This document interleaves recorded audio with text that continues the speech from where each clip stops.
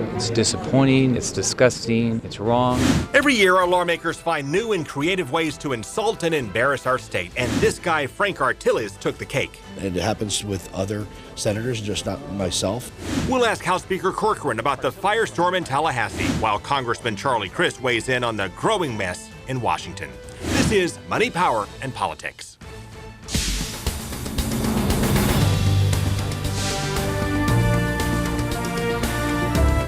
And we'll start with the scandal that took down State Senator Frank Artiles. He resigned on Friday, but his words will weigh on state lawmakers for quite a while because he went on a racist rant on the same day House Speaker Corcoran set aside to condemn racism.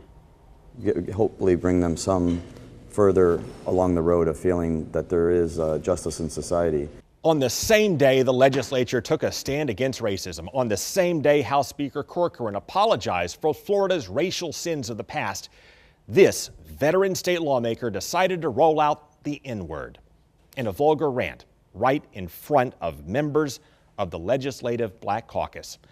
To be more exact, Senator Artiles called one of them the B-word, said he did not like the way the Senate is being run. Then he called the Senate president the P-word.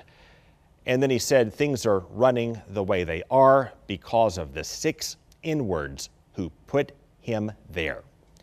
Again, he said this right in front of 2 African-American senators. Then after that, a prior recording surfaced of Artiles using a racial slur against Muslims. He said he wanted to, quote, exterminate them. And so he read the scripted apology on the floor of the Senate. I extend a heartfelt apology to my colleagues and to all of those I have offended.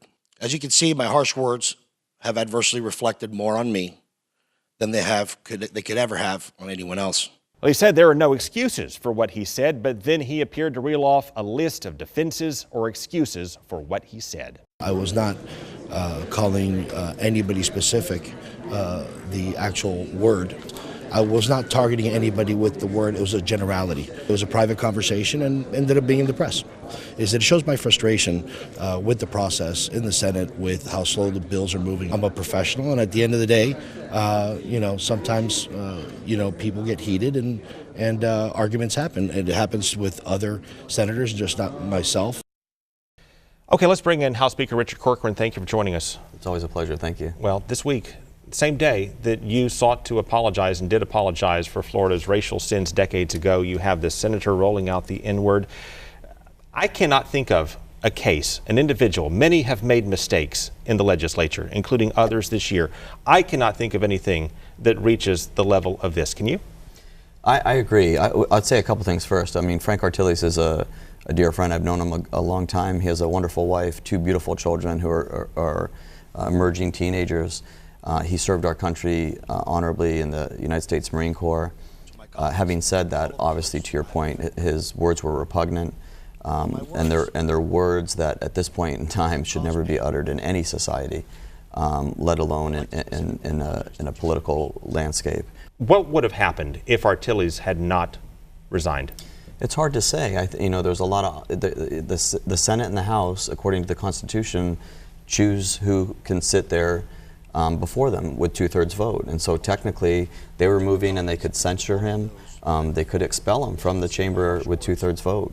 And so all of those things were out there. He had hired an attorney. There was documents going back and forth. I think the reality is this, is that he's an honorable guy who did the honorable thing. It doesn't excuse his behavior. I mean, to your point, I can't think of something that is more repugnant or poor to say, but I think at the end I always felt and believed, knowing Frank as I do, is that he would always do the honorable thing given the circumstances, and he has. He did this. Artiles went on this tirade on the same day that ethics reform collapsed in the Senate. Is this not a striking example of why you ought to bring it back, and will you bring it back this session? Can you? Yeah, we're not done fighting ever on this issue.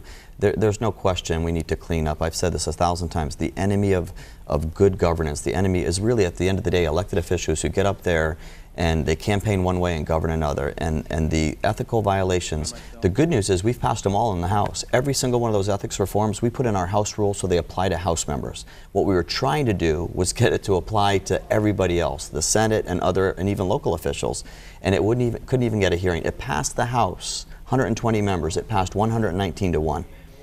Bipartisan, Democrats and Republicans. And they're simple things. They're saying, no, you can't go immediately from being an elected official, run across the street and become a lobbyist 2 years after you've been elected. No, that ban should be 6 years.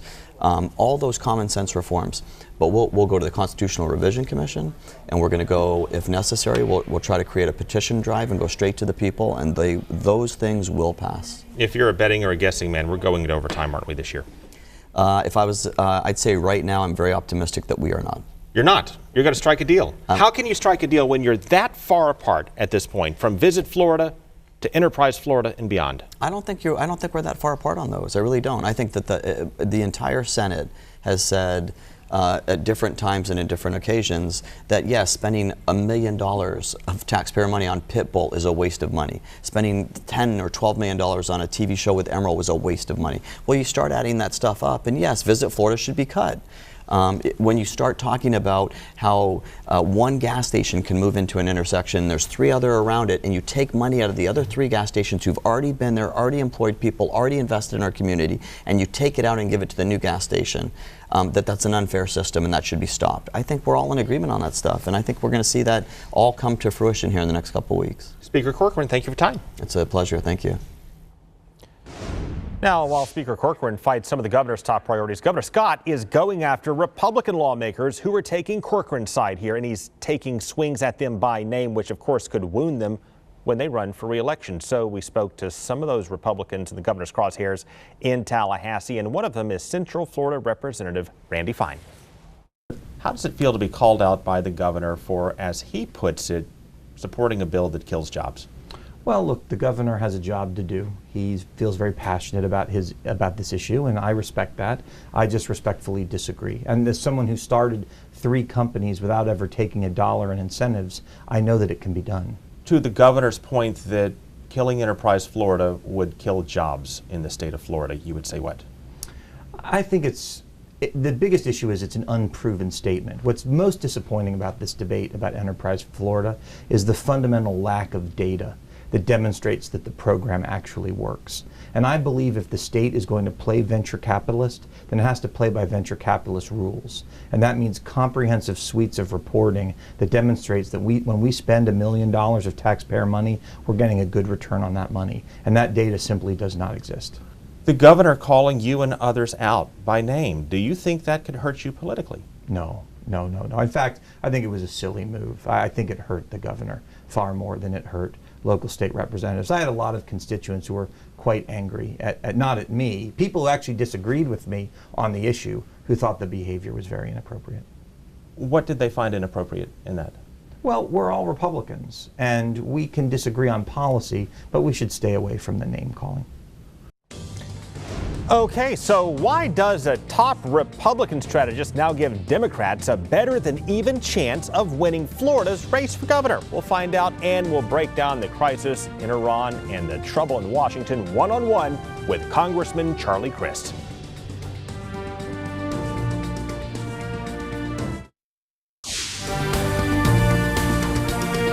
Okay, it's time now for National Republican strategist and Edward R. Murrow Fellow Adam Goodman. Thank you for your time. Thank you. So the era of strategic patience is over, so says the Trump administration. What does that mean? It's a break with more than, frankly, it's not just the last 8 years, almost the last 2 decades of a foreign policy that seems to be grounded more in apology than in America stepping up and taking the lead. And I think the American people expect us in certain situations to do just that. And I think the frustration that we saw in the last election, Craig, in part, was born, believe it or not, from a foreign policy, not just domestic policy, but foreign policy that was seemed to be foreign to the American people. Devil's advocate, era of strategic patience. Well, that started long before you and I were born. That's how we won the Cold War without firing a shot. The alternative could have been World War III. Right. But there's a time to be into diplomacy, and there's a time to move. The president drew high marks for his military response in Syria, but it has not moved his poll numbers. He's stuck in the high 30s. Is that because he's not getting things done here at home through the legislature, through Congress? We are a very impatient country, aren't we? Well, the president, 100 plus days. The president usually gets something done. The president, obviously, it has not been. Let's just say he has not had a rapid start in terms of measurable achievement. But I do think he's started to move the needle. And as we were just talking about foreign policy, I think in domestic policy, very soon we're going to see meaningful tax and regulatory reform legislation that's going to move. And I do believe, even though I think mistakes were clearly made on the communications front and the political front, that we're going to have health care reform before it's all said and done. And those are the measures by which this president will ultimately be judged. You look at the special congressional race in Georgia, it shows Democrats are more energized than they have been. You're a Republican. You cheerlead for Republican candidates. Republicans dominate in off-year elections. All of that said, yes or no, does a Democrat have greater than a 50% chance of winning the race for governor in Florida next year? How about 50.1%? We're in a purple state, Greg, and we always seem to act that way in presidential years and not in the off years. But in this particular midterm, historically, the party in the White House has a difficult time to begin with. I believe 2018 could be a watershed year where if Republicans don't really bring their A game, they're going to find that the 24-year hold on the governor's mansion is a thing of the past. Adam Goodman, thank you for your time. Thank you. All right, coming up, Charlie Crist is in studio to talk about the drama and gridlock in our nation's capital and where we go from here, plus why Aaron Hernandez could be declared not guilty after his death despite his conviction for murder.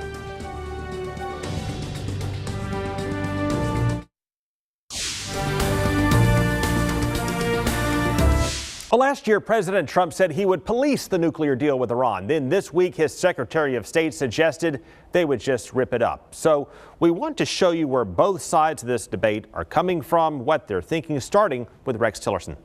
It is another example of buying off a power who has nuclear ambitions. We buy them off for a short period of time, and then someone has to deal with it later.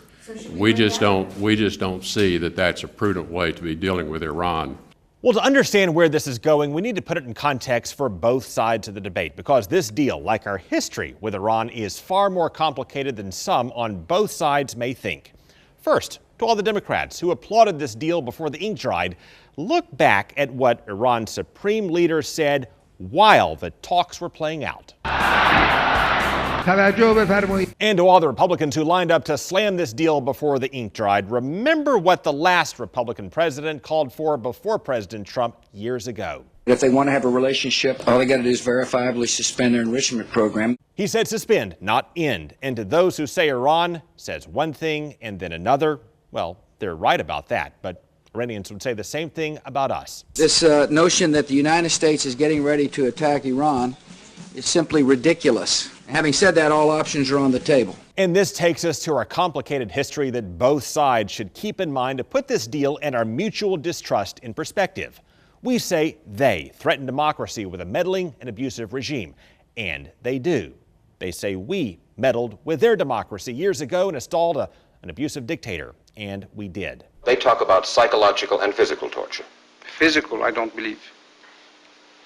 Not anymore. Maybe in the old days, maybe. We say they invaded our embassy and took our diplomats hostage. They say we helped Saddam Hussein unleash chemical weapons on them.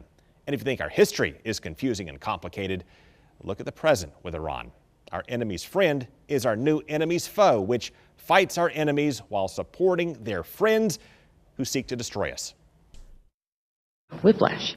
In other words, Iran is helping us fight ISIS and Al-Qaeda, but it's supporting a mass murdering dictator and radical killers like the Houthi rebels who vow death to America and Israel. So some say we should rip up that deal with Iran, but of course that could accelerate their nuclear weapons program and drive it underground and maybe destroy pro-democracy movements in a nation that is young and potentially rebellious against a hardline theocracy. Others say we should kill the deal and keep the sanctions, but that could splinter the coalition and crumble the sanctions that brought Iran to the table in the first place. And then there's Ronald Reagan's perspective that's worth considering here today. They are the focus of evil in the modern world. He was not talking about Iran. He was talking about the Soviets that he later dealt with time and time again with tremendous results and a famous slogan. Trust but verify. But then again, you simply can't compare the Cold War back then to the hotbed here today, because when it comes to our dealings with Iran, nothing is simple. And Iran is causing a lot of trouble in a very troubled part of the world. And of course, Iran's got its own military inside Syria, continuing to hold Assad in power. Everywhere you look, if there's trouble in the region, you find Iran. Okay, please welcome former Governor, now Congressman Charlie Crist. Thank you for joining us. Greg, it's a pleasure. Thank you for having me. So yes or no, should we scrap this deal with Iran based on everything we currently know? My gut tells me no, that we ought to keep it in place. As far as I'm aware, there have been no violations of this agreement by Iran. The idea of it, just for the benefit of your viewers, is to keep them from having nuclear weapons. I think that's a good thing. And as long as they're in compliance with the facts and figures and the matters that are set out in the agreement, I think we should keep it in place. We don't want them to have a nuke. With respect to Syria and beyond, the Secretary of State says the era of strategic patience is over. Do you agree? I don't know what that means. The era of being smart and prudent should always be in place. I know what that means. We need to be sure that we're doing everything we can to protect people.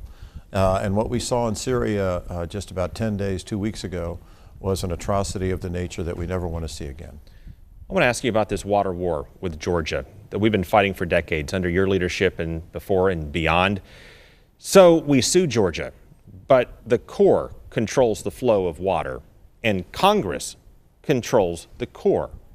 Why doesn't Congress and members of Florida's delegation fight this battle with the Corps as opposed to a state that does not control it? Not a bad idea. But Congress right now, with all due respect to the majority that runs the House, the Senate, and the White House, hasn't had much of an ability to get much of anything done, which is very frustrating, I'm sure, to your viewers. It's frustrating to me. And maybe makes the case that we ought to have a change in leadership so that we can have a Congress that actually can get things accomplished. And so I'm a little bit skeptical, although I'm usually an optimist, but I'm a little skeptical that Congress can really take the lead under the current leadership that we have in the U.S. Congress. So Democrats want to make sure that there is money for subsidies and beyond for Obamacare. What good, though, is winning that battle if the administration gets the money and doesn't spend it? Well, that wouldn't be good, obviously. But they could choose not to spend the money, and then you're no further along. That's possible. But my hunch is if the money is appropriated to try to help sick people get well, it would take a pretty cold heart not to go ahead and implement that. Congressman Charlie Crist, thank you for your time. Greg, thank you. Always a pleasure, sir. And now on to the case of Aaron Hernandez, the former NFL star and convicted killer who hanged himself in his prison cell. Believe it or not, his conviction could be vacated after his death, meaning he could be considered not guilty. So let's send it over to Merissa Lynn to explain why. Well, Craig, he was convicted of murder in 2015 for killing Odin Lloyd, yet Aaron Hernandez died an innocent man. The former New England Patriot was in the process of appealing that conviction, and in his death, it will be vacated, all because of a rule called abatement ab initio. It's a legal concept that because you're innocent until proven guilty, if you die within the legal system where it's not resolved yet, for instance, you die while you're in trial, you die after trial but on appeal, because you still have legal rights and there may be some issues regarding your innocence, when you die, when we can't resolve them, ab initio means you go all the way back to the beginning and everything will be voided. Legal expert Jeff Brown says it's been a part of our common law for ages. If Hernandez's case was closed and there was no appeal, there would be no abatement ab initio. If you believe in the principle that you're innocent until proven guilty, then as long as there's litigation going on that could resolve that, it'd be wrong to say, well, you died and therefore you're now guilty till presumed innocent. I mean, it doesn't make any sense any other way to do it. Legally, it does make sense because Hernandez could have been wrongly convicted for first-degree murder. So he goes back to square one, back to where he was before the conviction, and that's innocent until proven guilty. Brown says an abatement will have to be formally filed and a judge will rule on it. As for the family of Odin Lloyd, they can petition the abatement, but it likely won't go very far. It's the law in Massachusetts, as it is in a lot of other states, So it's not a question of them really being able to block it. They can attempt to all they want, but at the end of the day, the judge will have to issue an abatement ab initio, and it will vacate the murder sentence. It also makes the civil lawsuit against Hernandez's estate complicated. Normally, they could rely upon the conviction in a criminal court to help prove the civil case, but now they will no longer be able to do that. While we'll never get an answer as to why Hernandez hanged himself in his prison cell, some speculate that he did it to make sure his daughter was taken care of. According to Ben Volen of the Boston Globe, it's unlikely that he is owed any money previously guaranteed in his contract with the Patriots that the team kept from him after his arrest. Craig? Okay, thank you, Merissa. Coming up, we're going to roll out our predictions for next week and beyond, from the White House to Congress to the Florida State Capitol.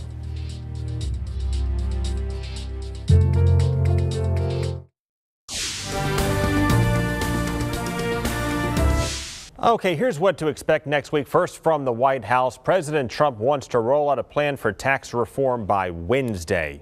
There is a good chance he may not get to that point, but sooner rather than later, Wednesday at the earliest, the plan is unveiled. It will be a tough sell because they were not able to recoup the savings they had intended through health care reform to pay for the tax cuts President Trump wants. But he will continue to fight for it. They said through August it will take far beyond that. Folks, that's our show. We will see you again next week.